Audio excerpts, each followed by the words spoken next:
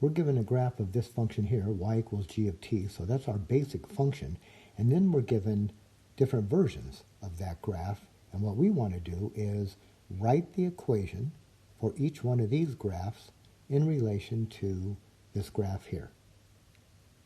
Now, the first one that pops out at me is this one right here. So here's the basic one.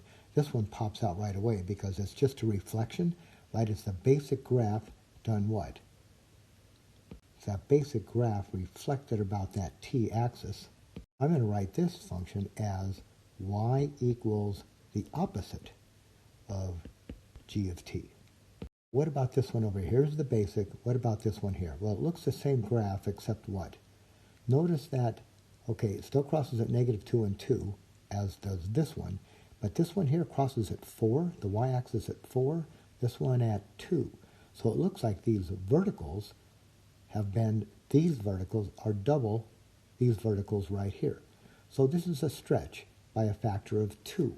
So I'm going to write this one as y equals 2 times g of t. And now this last one over here, here's the basic function. Boy, it looks like we've just taken that function and moved it over to the right, what, 1, 2, 3, 4 units. Right, that point of symmetry right there looks like it's right here at 4. So it looks like we moved it to the right 4 units.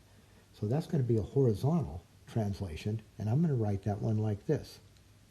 Y equals g of, now it's going to be t, but when we move it horizontally, that 4 is going to go inside, and because we're moving to the right, it's a negative. Let's just say that again.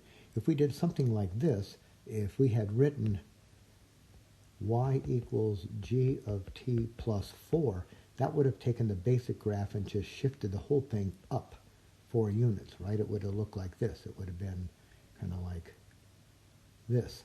But that's not what we've done. We've moved this graph. We have moved this basic graph here, up here. We've just shifted it.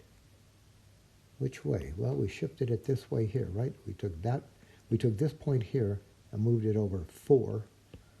And we went to the right, so that goes inside the parentheses. If it's inside the parentheses, it's a horizontal movement. If it's outside the parentheses, it's a vertical movement.